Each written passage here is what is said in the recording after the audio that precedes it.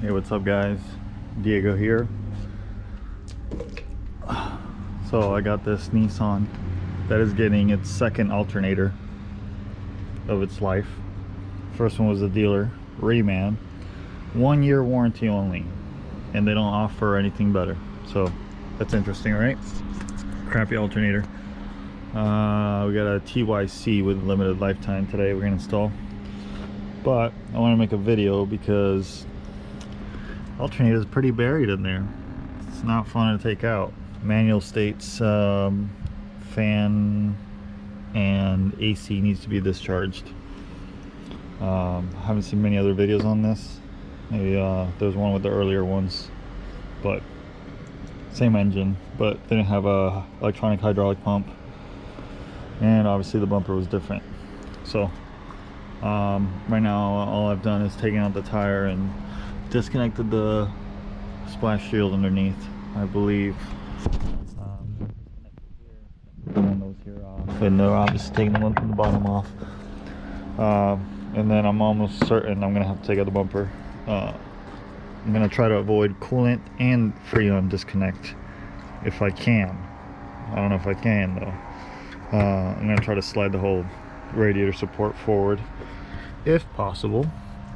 And yeah, so let's go. All right, so this is all I used. 12, 13, 14, 15, 16, 17 or something like that. Sir, you're in the way. You're in the way. 10 millimeter, 10 millimeter extension, 3/8 ratchet, 13 and 12 millimeter, preferably ratchet wrenches. Plier, balls. Plier, whatchamacallit, number 2. Electric, old alternator, coolant. That's it. Obviously a bunch of clips here.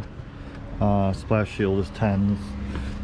Under here we got another 10 holding that side piece on, and then whatever's under here, so probably more 10s for the splash shield. Same thing on this side from the bottom, and then the bumper come out. So let's take the bumper off. All right, bumper's off. Couple threaded 10s, plastic 10s, plastic Phillips, plastic clips, all that stuff from the bottom. See the splash shield removed, simple stuff. Fog lights. So I'm thinking what I gotta do next is remove connector for this so this can hang low, and then I have to remove the headlight, which I believe is 1, 2, 1, 2, 3, possibly, and then the connector, and it comes out. I'm gonna do the same on the other side, so then I can remove 1, 2, 3, 4. This thing comes out, and then the radiator support only has these 2 extras on top of whatever it has on the bottom. I think.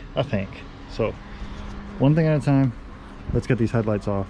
Let's get that crash structure off. Obviously these 10s as well. Let's get that off and see what happens.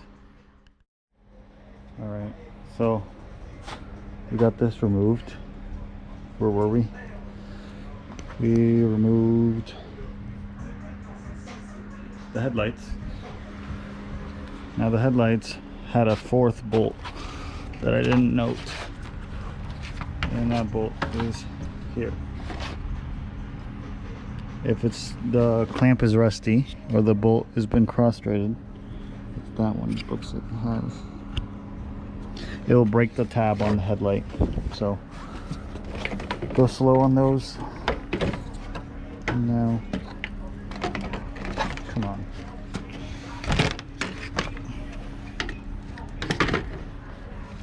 And then we obviously remove the brace with these 4 on each side, 13 millimeters.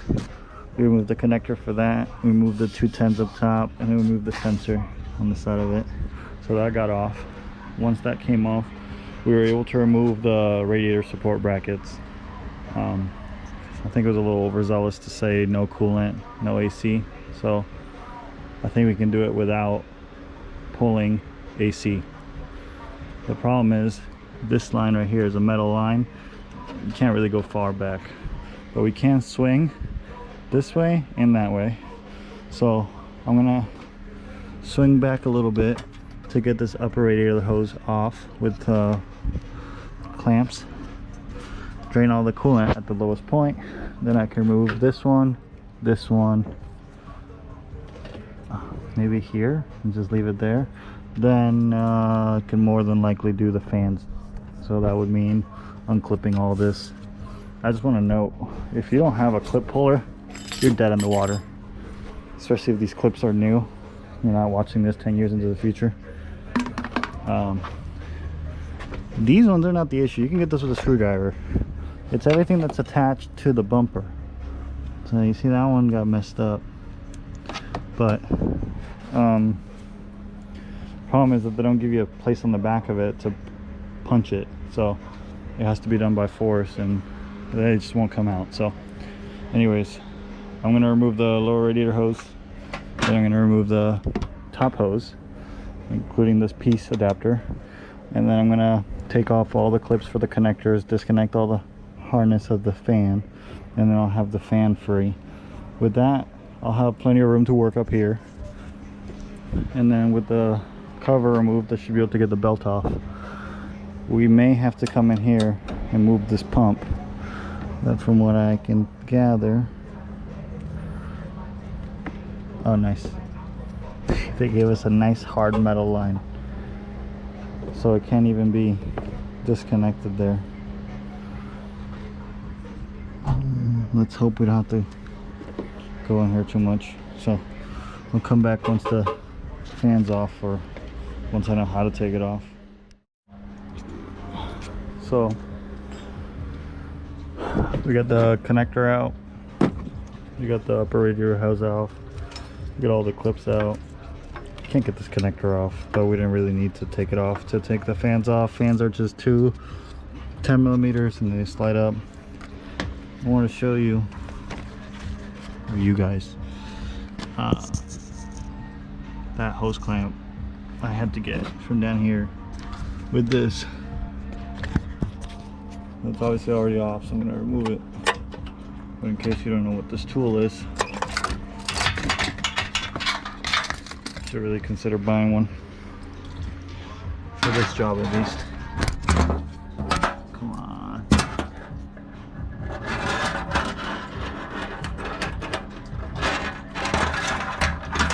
So, now that we got that off, this hose should come out.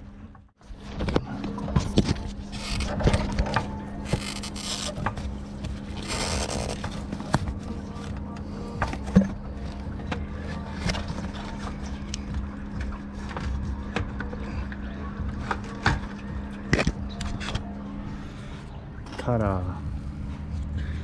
So now, what do we got left?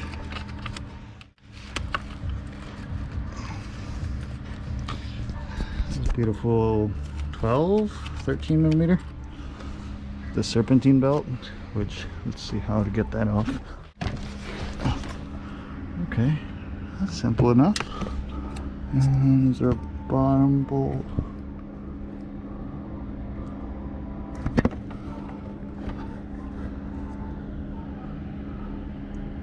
Okay, let's get this serpentine tensioner off. See if we can see the. All right, so that was 213s holding the tensioner on. I went ahead, moved the oil pressure sensor and connector or clip from there, and also removed the two AC connections here. This harness can be completely out of our way. Now it looks like all we have is right there for the alternator, right there for the alternator, and right here for the alternator. So Let's see if that's the final step.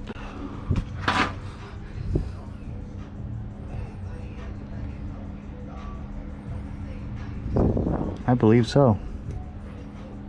I'll show you when it's out. So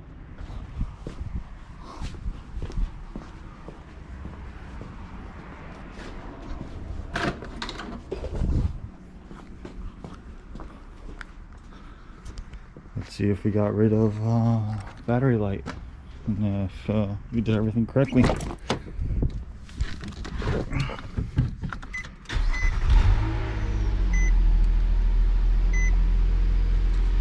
Seems good. No battery light on. No zones. Just make sure you bleed the system. AC off.